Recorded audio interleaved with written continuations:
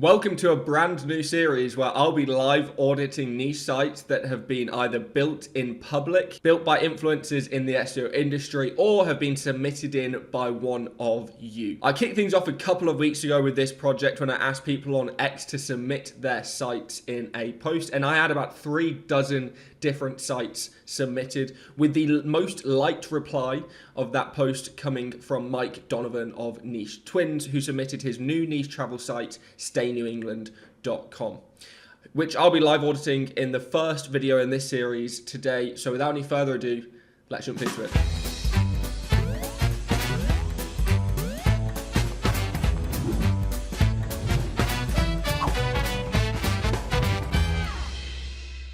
So to start things off with this SEO and niche site audit, I'm going to be looking at the domain name. And this domain name is fantastic in my opinion. It's already up there with one of the best ones that you could be getting for the specific brand you are trying to perceive with the user. There are plenty of government and travel organizations out there that use a very similar domain name when they're trying to officially promote tourist attractions in their specific country or region. Getting away from the actual branding side of the domain name itself, the domain was an expired domain, but it doesn't officially kind of fit the narrative of a traditional SEO expired domain, at least. Because when we look in Wayback Machine and kind of go through these snapshots from 2016 and 2014, the site actually had absolutely nothing on it, which generally means that there's nothing for Google to index and there's nothing for Google to devalue. And in fact, any sort of history of your domain is good, right? Even if you have some kind of age with a site like this, where it's literally just a blank page indexed, that domain history is often better and the domain age is often better than having a fresh domain where you can start off from day one. However, obviously there are different theories around the minus 100 day theory and stuff which would play into the ability to have a fresh domain peak even better. But again, if you did all of that with this domain, which already had all that age and history and stuff, then I think it'd be fine. And if we look at the domain in Ahrefs, between 2015, 2016, 2017, there's absolutely zero links and zero traffic, no referring domains whatsoever to speak of. So I don't think that this domain itself is any sort of an expired domain by that traditional standard. So the domain itself, again, has been registered since January 2022. I guess that Mike came up with this idea in the kind of holiday season and decided to register it in January. And it's set to expire in 2027. So he's made sure to enable that domain age for several years, which is a tiny little fact that Google has kind of eyed towards before, so that because spammers and hackers will only register domains for a year or two, so that if you put 5 or 6 years into your domain, then it can be a tiny fraction of a domain signal, but it's nothing meaningful.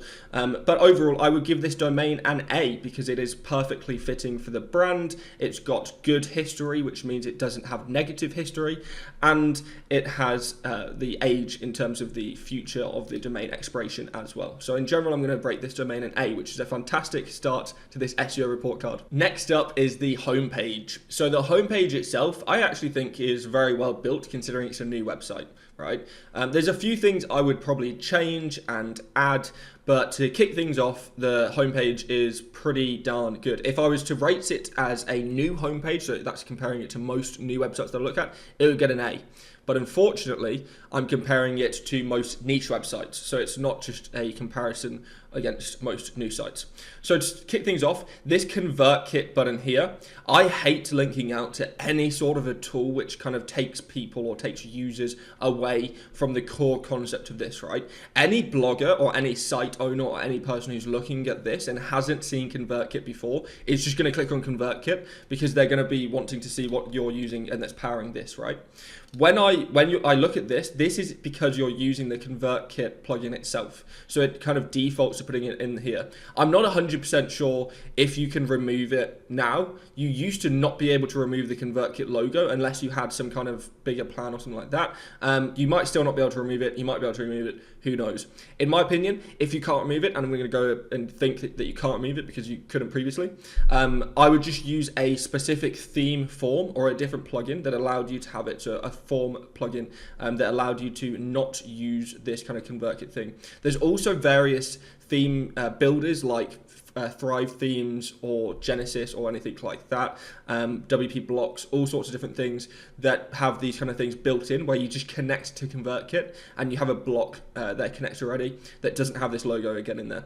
Again, not really an SEO thing, but I just hate taking users away from my website if I can do it possibly. I really like this explore page. Doing the custom designs for each state is really, really awesome, and I think it really, really helps the whole aspect of the site design, and it's kind of really nice to flow people straight into their specific state and kind of look at the content that they'd be relevant towards.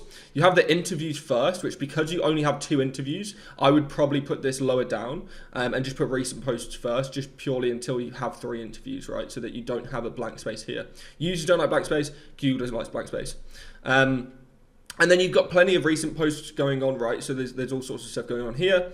Then you have this image block, but there's no kind of header or title to tell people what it is. Is this your Instagram feed? Is it a gallery? Is it something to do with the site? And is it something to do with the states? What is it? Give people a title, let people know what is going on with this image box.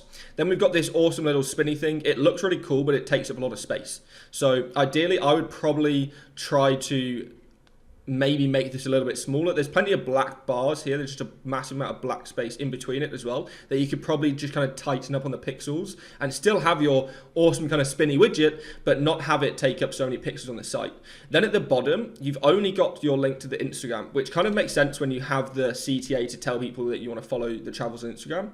But it would be ideal if we can at least somewhere within the footer, it doesn't have to be here, but there's still, again, all this black space around here that we could be using for other socials. And again, some people might not have Instagram, but they might have Facebook, they might have Pinterest, they might have Twitter, they might have all sorts of other social networks that you might want to kind of put in there just to allow users anything or any opportunity to go and put it on there. And also, again, it kind of reinforces that whole EEAT thing and gives you more brand power on here. But again, really like the homepage. I think it's pretty good. I'm going to go ahead and give this one a B. Next up, we have the index, so the actual pages that are currently indexed in Google. Now, depending on the data center that you're going to be connecting to from Google, this can actually show you different results. And there's been a lot of cases recently where it is showing you different results. So if you have got a VPN service, I do recommend connecting to different VPN services across different countries and different continents even, and just seeing if the site query does give you a different response depending on your site. However, diving straight into it, there's absolutely nothing wrong with the core indexability of this site. All of these pages are fantastic. You've got these kind of inner pages here though that don't have any content on them, so potentially the ones that don't currently have content on them could be kind of no index at the time being, but I understand that some people are going to have issues with that in the future and things like that. So I get why you've indexed it, but I personally probably just wouldn't have created the page in the first place without any content ready for it to go live, because it's going to potentially, it's not going to potentially, it's going to index this page as your baseline quality score for this page and kind of any connecting pages for Connecticut for the next several years at least, kind of 2 years for the Google cache to kind of go through. And ideally you'd want there to be content on here, you'd want there to be unique content at least, you'd want there to be something just to kind of feed Google that quality score as well, so that you get a higher quality score across your entire pages. The only other thing that I would say is that you have got pagination issues starting to arise. So on a couple of these, you have got some pages that are indexed on your page 2 and page 3. So essentially what that means is that, and I'll just move that down a little bit here. So essentially you can see here, it's just page 2 and page 2 indexed. These shouldn't be indexed. If anything, you just want the blog page index, because they're currently going to be creating duplicate content and again harming that quality score, harming crawl budget, all sorts of things that you just want to try and make sure that you don't have the pagination pages which don't give any sort of a quality page index to Google, and they don't need to be indexed. It's just duplicate content. It's not going to be feeding anything of value to Google, and especially for new websites, this is the kind of stuff that you just want to be cleaning up so that you have that highest quality base, the highest possible quality score baseline across the entire website as possible, right? So I would give this indexed pages a B, again, because there's only 55 indexed pages, but ideally you just want to make sure that you're not indexing blank pages which don't have any content on them, and that you're not indexing these pagination pages, but they're minimal issues that aren't going to be causing any significant harm to the website overall. So now it's time to start looking at the site's on-page and content. So I'm just going to go through and look at some of the biggest pages on the site, because I'm not going to have time to go through all about 30 or so posts on the site. So I'm just going to take the top 4. And these are pretty bog standard kind of travel blog keywords: best restaurants, best bars, best hotels, pet-friendly hotels, things to do, etc., etc. So it's nothing that crazy or out of the ordinary. There are tens of thousands, if not hundreds of thousands of other travel blogs that are kind of doing similar style content. So when we go on to the first kind of page, the first thing I immediately notice is that it, on desktop at least, is that it takes an awful long time to actually get to your content, right? So there's all of this kind of pixels before you actually get there. And I don't think that you need to have the tags in there. I understand that you want to, but very few usually click on it. And the fact that it's taking up 2 layers of kind of slots on your above the fold is just too frustrating. Second of all, your bio here and the box and everything, this theme in general is just not ideal for what you are wanting for this kind of delivery. You want to be jumping people straight into the content. You want to be giving them the information that they want at the start. So I would probably remove the tags. I would at least put this maybe side by side with the image or underneath the image, and have the image on the same line as the byline so that it doesn't actually have that there. Or you can just remove the image and put it in an author box at the bottom. And then I would, again, this image is kind of, it's low quality, it's blurry, even though you've got your kind of staple logo watermark in the corner. I would try and just make sure that every featured image at least is of a high enough resolution, because some kind of snobbier users dislike it when they're loading on to sites that have got pixelated imagery.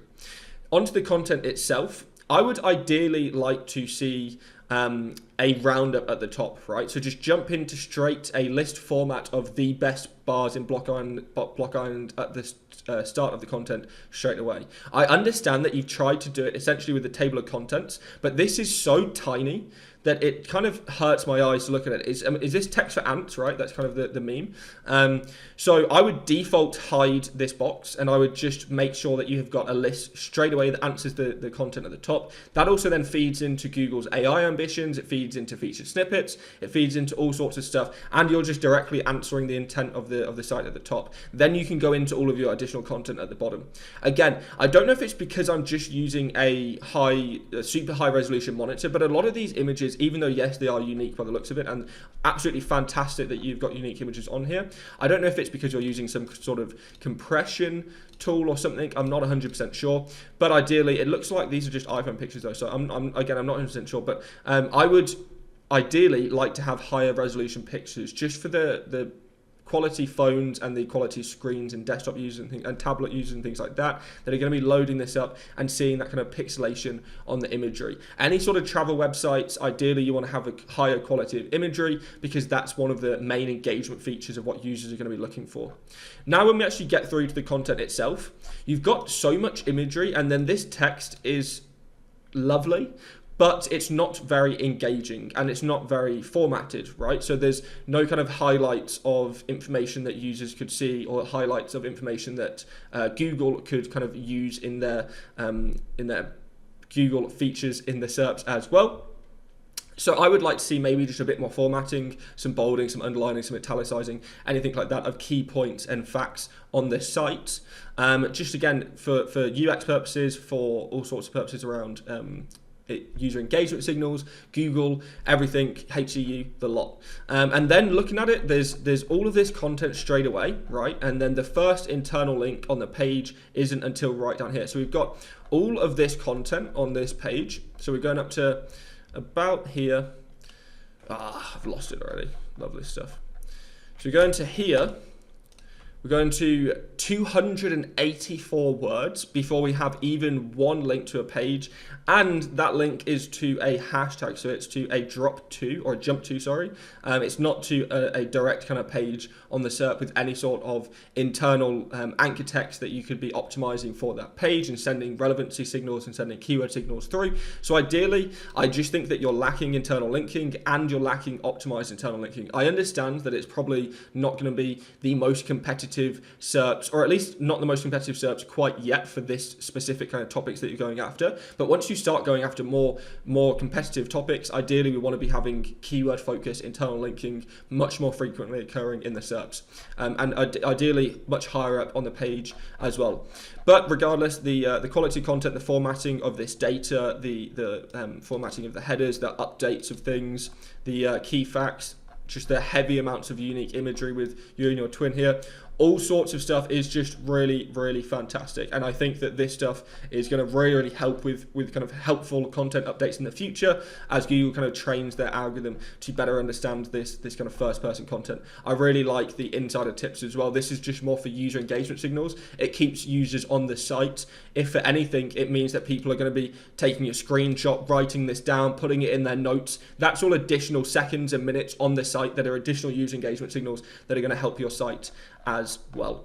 And then that's it basically on this kind of on-page stuff. I see you have the author box here at the bottom, like I said, so you could potentially just remove that author picture from the top, and then you have the comments here underneath. Unfortunately, I haven't seen any comments yet, so I can't really comment on the comments quite yet. I see you have the final word as well, which I kind of like. I hate when people put thanks for reading or, conclusion on every single article that they do. Just kind of have some kind of unique way to end your pieces without just doing the exact same format that everybody else is doing. So like I said, in general, I think this entire page is really good. I think that there's just issues around the formatting of it, both in terms of the content and the kind of readability. And I think there's going to be some issues around internal linking. Aside from that, the web page in terms of your Core Web Vitals is really, really good. Green ticks across the board. Maybe your timed first byte is a little on the yellow and slow side. That's more just something that you can do with your server. If you move hosts and this host itself has a better and faster server, that's exactly how you use this one. And then your schema here, you have web page, creative work, and HAtom. Potentially, I'd like to see an article schema instead of creative work, right? Creative work ideally is, just to do with the like images and videos and stuff like that. It's not to do with your actual piece of an article and stuff on the site. So I'd like to see some article schema kind of validating on the pages as well. So I'm going to go ahead and give this one a B+. So next up, we want to look at the entity and the brand. And this is where things start to slightly fall off for the website, right? So when we actually look at what Google says, they found the about page, they found that it was indexed, they found some images related to the site and that they're 4 months old, but they still haven't found any sort of information on other websites about Stay New England. However, they do know that Stay New England is the brand. It does not say staynewengland.com in lowercase, it says Stay New England. So they have recognized that this is the brand and this is the entity, and thus you're just wanting to build upon this entity. There's already a video that I did the other day on entity stacking that will be linked in the description down below, so you can go and watch that on exactly how to do this. However, when I look at the site, it kind of plays into the same thing that I was saying about their homepage, where they didn't have any other social profiles in the homepage. That is generally because when I look at the things, number one, you see straight away that there's actually a Stay New England hashtag, but there isn't a page. So I don't know why they decided to have an Instagram page but don't have a Facebook page yet. Just 100% you're going to want to get a Facebook page. You're going to want to get a Twitter as well, /X nowadays. Make sure that you're on all the social networks. Make sure that you have a YouTube channel. Again, you don't need to be uploading to these things. And even if you do, just upload one video saying, hey, we're going to be uploading videos, right? Just having some activity is better than no activity at all. And it helps build freshness and activity and helps build consensus and stacking into your entity and into your brand. So yeah, because there's not really much for me to talk about on here, there's just a TikTok account, which again doesn't even have the bio, which 100%, because this is indexed and Google's picking it up and it's associating it with your brand, you want this to at least have a bio, right? At least, like I said, have a video, at least maybe like some videos, link to your website, follow some people, do anything that just creates some level of engagement and activity on the profiles, and make sure that it's linking to your business because Google's already associating it with you. And the fact that there's Facebook hashtags creating and not a Facebook page shows you that there's engagement going on with the brand that Google has found, but it's not kind of quite there yet. And again, you just want this whole page to be kind of filled out with content, and that when you Google this brand, it kind of comes up with stuff. So if I Google my name, it's going to come up with, the picture of my thing and stuff. You want the same thing for Stay New England. When you Google Stay New England, you want it to come up with something in the site with the brand, right? So that's how you get that recognition of your entity. So I'm gonna have to go ahead and unfortunately give this one a grade D, just because there's a lack of anything to really grade on the site, even though there's a couple things with the active Instagram profile. But yeah, there's generally just nothing in terms of the entity and branding. So unfortunately, you're gonna get a D on this one. And finally, we're going to be looking at the link profile of the website. Now, because this is a new website, it's not going to be having a ton of links, but it does have some links going towards it. So we can start analyzing them and kind of give it a grade based on what's begun already. And like I said, because it lacks all of the foundational links that I do recommend, the grade isn't going to be as high just based on that, let alone looking at the actual links itself. If you'd gone ahead and done all of that foundational link building, entity stacking, built out the entity, Google have recognized it, I probably would have given you a bit of a higher grade, but unfortunately you haven't done most of those off-page signals. With the off-page that you have done so far, there has been quite a few decent links already, and there's going to be some that are slightly controversial. So the first thing is that you're linking from your other website to your website, which some people will disagree with, some people will agree with. I'm neutral on it. You can do it, you can't do it, it's up to you. If they're not relevant to each other, it's questionable, but it's not necessarily going to have any sort of devastating effect, right? Likewise, I like the idea of having links from the Sun. I just don't particularly like the topic that it's on, right? This whole starter side hustle thing, and he's talking about how his websites make money from advertisements and affiliate links, and in the future, when Google's AI algorithms and machine learning algorithms can start doing word association better, and can start really doing word association on your links better, I think that these kind of links are probably going to start getting devalued. However, that's definitely a future problem and not a current problem, and whilst they might not be potentially as valuable as if this was a Sun article on travel specifically linking to the site, they're still going to be very valuable because it's still a hell of a big site. It's a DR90, millions and millions of pages, 16 million traffic just according to Ahrefs alone, probably far more than that. The Sun's one of the biggest newspapers in the world and definitely one of the biggest in the UK. So I would agree with trying to get these links and then potentially just reevaluating that kind of procedure and that process in the future when AI kind of hunts us all down and takes over. Looking at it even more, there's stuff here which talks about things, but this is perfect. You're talking about this, it's still tourism, it's still related to the exact industry that you have, and it's on Bloomberg's kind of news site, even though this might be a DR37, I guess this is a syndicated post from potentially something else. But in general, looking good. You have a lot of other sites that are just linking to Elliot.org, linking to this site from another article where you've contributed, looking like a lot of Harrow style links going on. And just in general, yeah, a lot of Harrow style links. For some reason, people think that Harrow links equals eat. Harrow links does not equal eat, and it is not the same thing. And you 100% need to be focusing on building your entity out and not building links that have your name somewhere in the article, right? That doesn't really support the case. 100%. If you have interviews and articles that are dedicated to your brand or dedicated to your person, they can help your eat and help your entity. But I do not agree with Harrow links being your eat basis, and they are definitely not a basis for eat. Aside from that, there's not a lot of other links going on. There's just quite a bit of spam that's getting picked up. Potentially, if there's more of this spam coming your way going forward, you might want to look at a disavow file, but I disagree with using them. So again, because there's a lack of foundational link building, because it's only Harrow link building going on, and there's not a lot of other types of links going on, and because you have these links that aren't necessarily directly associated with the brand, I'm going to go ahead and give this one a D as well, just because, again, you don't have a lot of the stuff that you should be having, especially when a new website has been live for 4 months already at this point. So overall, I'm going to have to give you a C+ on this SEO report card of this new niche site. Just as a side note, it would have been a B+ if you had done the kind of links and entity stacking that would have contributed to that. So if I had probably put out that video a few months ago and Mike had watched it, maybe it would have been on me that he would have got a B+. But so far, I think the site, considering it's a brand new website, is in a really good position, especially considering that it doesn't have the most amount of competition, especially in that space so far. And that I do think that this site is setting itself up for success. There are just several key areas that if Mike puts his focus onto, that a couple of those pages that are maybe positions 3, 4, and 5, maybe even positions 7 and 8, will start jumping up to those top 3 positions and start generating a ton more traffic for the website. So all in all, you need a C+ from me on this specific site, but hopefully there is a lot of room for growth in the future.